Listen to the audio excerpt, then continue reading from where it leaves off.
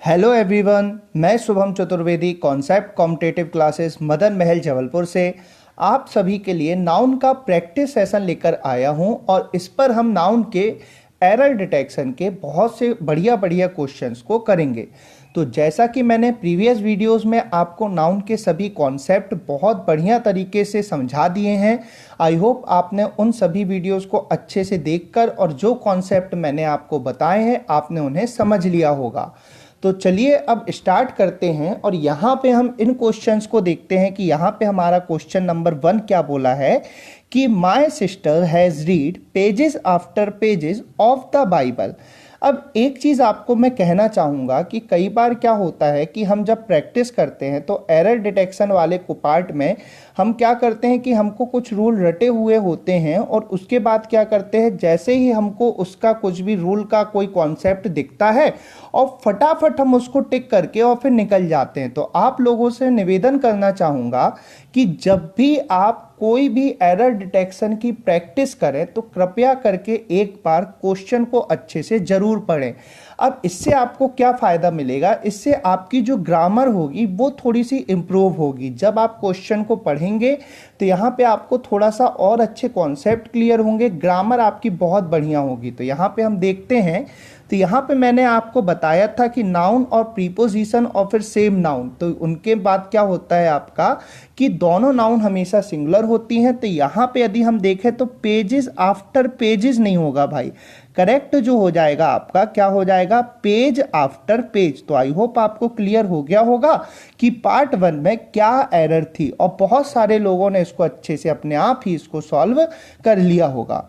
अब देखते हैं क्वेश्चन नंबर 2 को। तो क्वेश्चन नंबर 2 में क्या बोला है, I went to the temple with my parents aunts and cousin sisters. अब एक चीज आप याद रखिएगा कि कभी भी कजिन सिस्टर या फिर कजिन ब्रदर ऐसा कुछ भी नहीं होता है। हमने नॉर्मल बोलचाल में कजिन सिस्टर कजिन ब्रदर बोलना शुरू कर दिया है, कई लोग बोलते हैं, लेकिन ग्रामेटिकली यदि हम बात करें तो ऐसा कुछ भी नहीं होता है। ग्रामर के अकॉर्डिंग केवल एक ही वर्ड होता है, वो क्या होता है, कजिन। तो यहाँ पे ये प्लूरल फॉर्म में है तो करेक्ट क्या हो जाएगा आपका, कजिन्स। तो जो हमारा आंसर हो जाएगा कजिन सिस्टर्स की जगह करेक्ट क्या हो जाएगा, कजिन। और पार्ट नंबर सी में एरर थी। तो आई होप आपको ये क्लियर हो गया होगा। अब आते हैं क्वेश्चन नंबर 3 पे। तो the manager put forward a number of criterions for the post. अब यहाँ पे मैंने आपको एक कॉन्सेप्ट पहले भी बताया है कि मैंने आपको क्या कॉन्सेप्ट बताया है कि आ नंबर ऑफ, ठीक, आ नंबर ऑफ, इसके बाद क्या होती है, हमेशा प्लूरल काउंटेबल नाउन का यूज करते हैं। अ नंबर ऑफ के बाद हमेशा हम अ प्लूरल काउंटेबल नाउन का यूज करते हैं। तो अब यहाँ पे यदि हम बात करें तो जो वर्ड होता है क्राइटेरियन, तो ये होता है आपका सिंगुलर क्राइटेरियन और इसका जो प्लूरल फॉर्म होता है वो क्या होता है, क्राइटेरिया। ठीक, तो ये याद रखिएगा, क्राइटेरियन का प्लूरल फॉर्म क्या होता है, क्राइटेरिया, ना कि क्राइटेरियंस। तो यहाँ पे क्राइटेरियंस नहीं होगा, करेक्ट क्या हो जाएगा आपका, क्राइटेरिया। तो ये हो जाएगा आपके इस क्वेश्चन का आंसर। तो यहाँ पे पार्ट नंबर बी में एरर थी। तो आई होप आपको अच्छे से क्लियर हो गया होगा। अब क्वेश्चन नंबर 4 को देखें तो I like the poetries of Brian and Sally. अब यहाँ पे मैंने आपको बताया है कि जो पोएट्री है वो वर्ड पोएट्री क्या होता है, अनकाउंटेबल नाउन होता है। अब पोएट्री अनकाउंटेबल नाउन है तो क्या हम उसका एस लगा सकते हैं, नहीं। तो यहाँ पे पोएट्रीज नहीं होगा, जो हमारा करेक्ट हो जाएगा वो क्या हो जाएगा भाई, पोएट्री। तो आई होप आपको ये अच्छे से क्लियर हो गया होगा। अब आते हैं क्वेश्चन नंबर 5 पे। तो क्वेश्चन नंबर 5 को देखते हैं कि इसमें क्या दिया हुआ है, no porter being available he carried all his luggages himself. अब यहाँ पे मैंने आपको बताया था कि जो वर्ड लगेज होता है, जो वर्ड लगेज होता है वो अनकाउंटेबल होता है। अब लगेज अनकाउंटेबल है तो क्या हम उसके साथ एस लगा सकते हैं और उसका प्लूरल फॉर्म बना सकते हैं, नहीं। तो यहाँ पे लगेजेस नहीं होगा, करेक्ट क्या हो जाएगा हमारा, लगेज हिमसेल्फ। तो आई होप आपको ये अच्छे से क्लियर हो गया होगा। अब आते हैं क्वेश्चन नंबर 6 पे। तो क्वेश्चन नंबर 6 पे बोला है the tables legs have been elaborately kept. अब यहाँ पे यदि हम बात करें तो ये टेबल जो है, ये क्या है भाई, आपकी नॉन लिविंग है। अब टेबल नॉन लिविंग है तो क्या हम नॉन लिविंग का पॉजिटिव केस बना सकते हैं? नहीं। अब हम नॉन लिविंग का पॉजिटिव केस नहीं बना सकते तो इसके साथ एपोस्ट्रॉफी एस भी नहीं लगेगा, तो यहाँ पे द टेबल्स लेग नहीं होगा, यहाँ पे द टेबल्स लेग्स नहीं होगा, यहाँ पे हो जाएगा आपका लेग्स ऑफ द टेबल। तो आई होप आपको क्लियर हो गया होगा कि यहाँ पे मैंने आपको क्या समझाया। ये चीज़ मैंने आपको नाउन के कॉन्सेप्ट में भी बताया था। तो इस पे पार्ट नंबर ए पे एरर है, तो हमारा आंसर हो जाएगा ए। अब आ जाते हैं क्वेश्चन नंबर 7 पे। तो क्वेश्चन नंबर 7 पे देखें, the sceneries of Kashmir is very charming. अब यहाँ पे यदि हम बात करें तो मैंने आपको बताया था कि जो वर्ड सीनरी होता है वो अनकाउंटेबल नाउन होता है। अब सीनरी अनकाउंटेबल है तो क्या हम इसके साथ एस ई एस लगा के इसका प्लूरल फॉर्म यूज कर सकते हैं? कभी नहीं। तो यहाँ पे जो आपका करेक्ट हो जाएगा ये क्या हो जाएगा आपका सीनरी। तो आई होप आपको क्लियर हो गया होगा कि सीनरीज नहीं होगा, करेक्ट क्या हो जाएगा आपका सीनरी। अब आते हैं क्वेश्चन नंबर 8 पे। थोड़ा सा ट्रिकी क्वेश्चन है लेकिन बहुत बढ़िया क्वेश्चन है। तो देखते हैं यहाँ पे क्या है भाई आपका, the driver showed great talent in keeping the damaged car under control. अब ये क्वेश्चन में यदि हम बात करें तो यहाँ पे मैं आपको एक बेसिक सा डिफरेंस बताने जा रहा हूँ। ये बेसिक सा डिफरेंस दो वर्ड में बताना जा रहा हूँ मैं आपको। एक हो जाएगा आपका टैलेंट, दो नाउन हो गई आपकी, एक हो गया टैलेंट और एक क्या हो जाएगा आपका स्किल।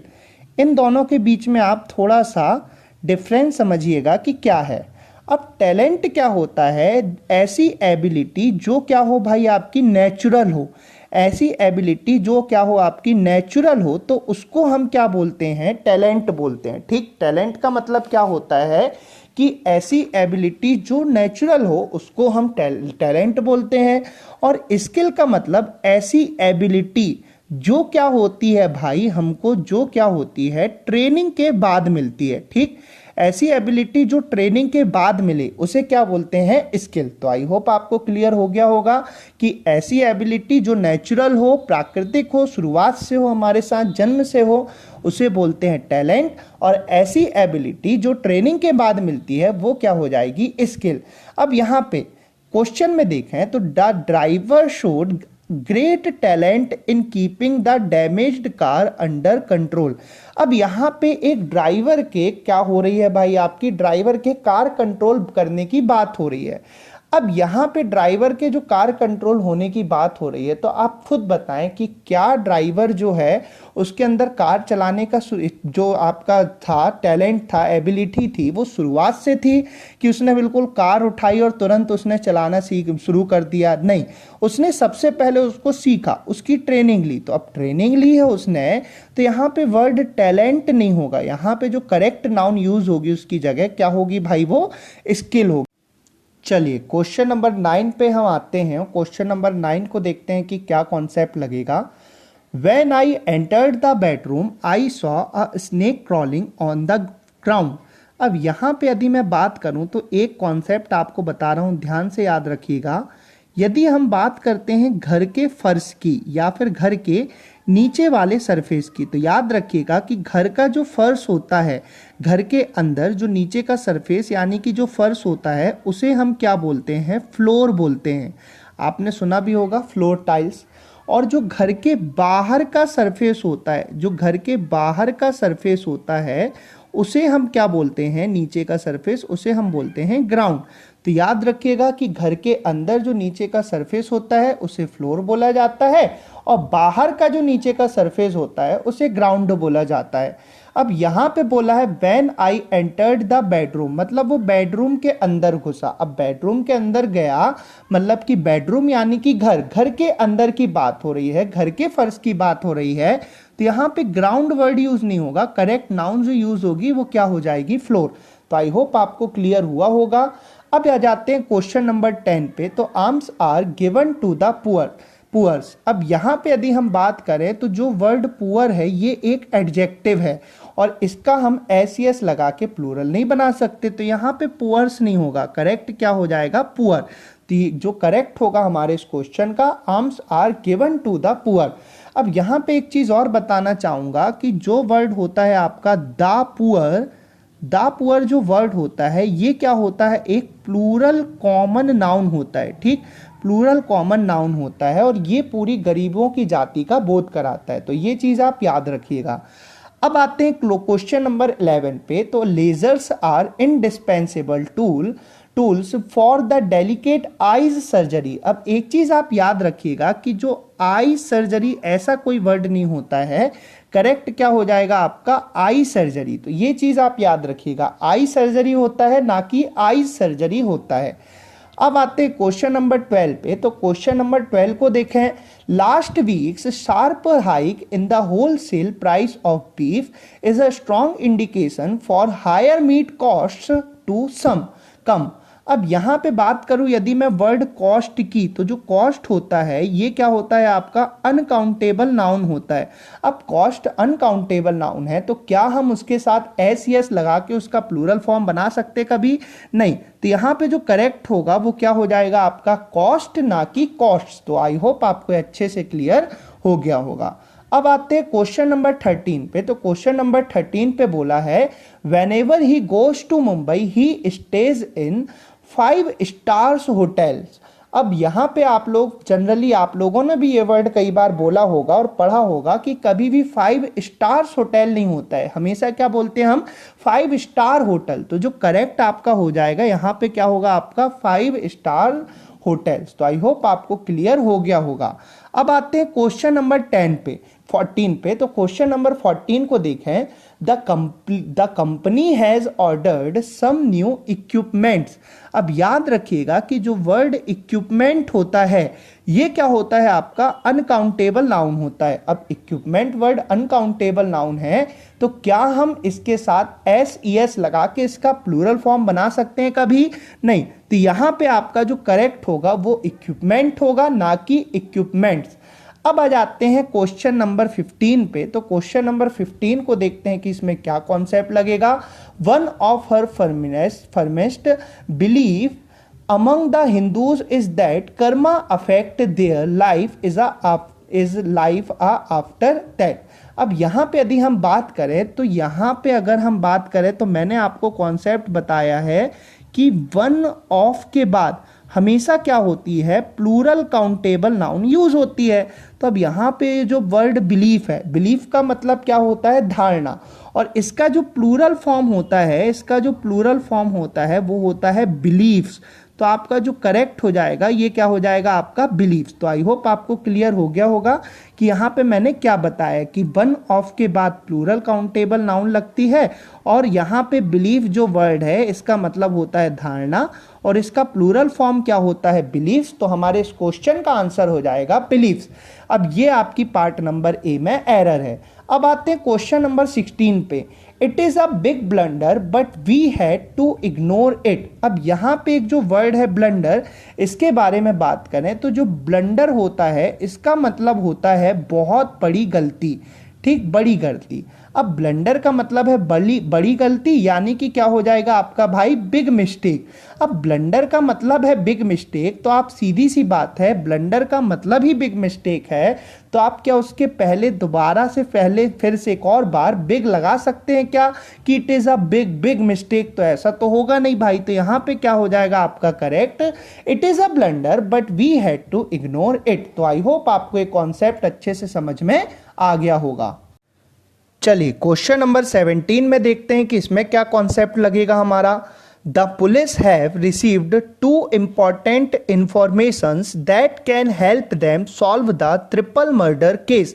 अब यहाँ पे मैंने आपको पहले ही समझाया है कि जो वर्ड इंफॉर्मेशन है ये क्या होता है आपका अनकाउंटेबल नाउन है। अब अनकाउंटेबल नाउन है तो क्या हम इसके साथ एस यस लगाकर इसका प्लूरल फॉर्म बना सकते हैं, कभी नहीं। तो यहाँ पे जो करेक्ट होगा आपका इंफॉर्मेशन ना कि इंफॉर्मेशंस। तो इसके सेकेंड पार्ट बी में एरर है, तो हमारा आंसर हो जाएगा बी।